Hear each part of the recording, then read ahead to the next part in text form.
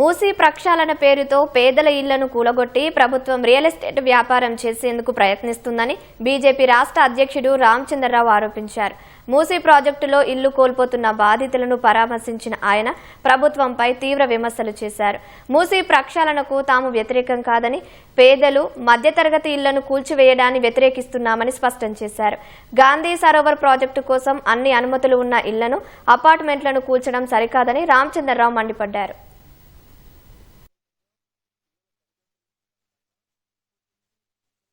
కాంగ్రెస్ ప్రభుత్వం గాంధీ సరోవర్ ఒక ప్రాజెక్టు పేరు మీద ఈరోజు చాలా ప్రతిష్టాత్మకంగా 4,000 కోట్ల రూపాయలు ఏడీబీ బ్యాంక్ నుంచి లోన్ తీసుకుని ఇది కడతా ఉన్నారు. పిల్లలకు ఫీ రీఎంబర్స్మెంట్ డబ్బులు లేవు గానే ఈ పార్క్ కోసం మాత్రం 4,000 కోట్ల రూపాయలు తీసుకుంటారు. ఈ పార్కు ఇవన్నీ కూడా ప్రాజెక్ట్ అంతా కూడా కేవలం రియల్ ఎస్టేట్ డెవలప్ చేయడానికి మీ మనుషుల కోసం చేస్తా ఉన్నారు.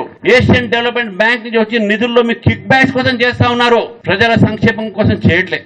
ఈ ప్రభుత్వం వచ్చినప్పటి నుంచి గడ్డపార చేతిలో పట్టుకున్నది. ఒక గడ్డపారతోని హైడ్రా పేరు మీద బీదవాళ్ళ ఇల్లు గుల్లగొట్టింది. ఇంకో గడ్డపార పెట్టుకుని హిల్ట్ పేరు మీద ఇండస్ట్రీస్ బయట తరలిస్తుంది. ఈ రోజు మూసీ ప్రాజెక్టు పేరు మీద ఇళ్లను కూలగొడతా ఉన్నది, ఫ్లాట్స్ ని కూలగొడతా ఉన్నది. రైతులు ఇక్కడ పక్కన ఉన్నారు, వాళ్ళను కూడా ఈ రోజు నిర్వాసితులు చేస్తా ఉన్నారు. మూసీ సుందరీకరణకు మీ వ్యతిరేకం కాదు, మూసీలో వాసనను ఆపండే మీ వ్యతిరేకం కాదు, మూసీలో వచ్చే దోమల్ని ఆపండే మీ వ్యతిరేకం కాదు. కానీ మూసీ సుందరీకరణ పేరు మీద బీదవాళ్ల ఇల్లు గానే, మధ్యతరగతి ఇల్లు గానే, రైతుల భూములు గానే గుంజుకుంటే అది భారతీయ జనతా పార్టీ దాన్ని ఎదుర్కొంటుందని చెప్పేసి మీ అందరూ తెలియజేస్తూ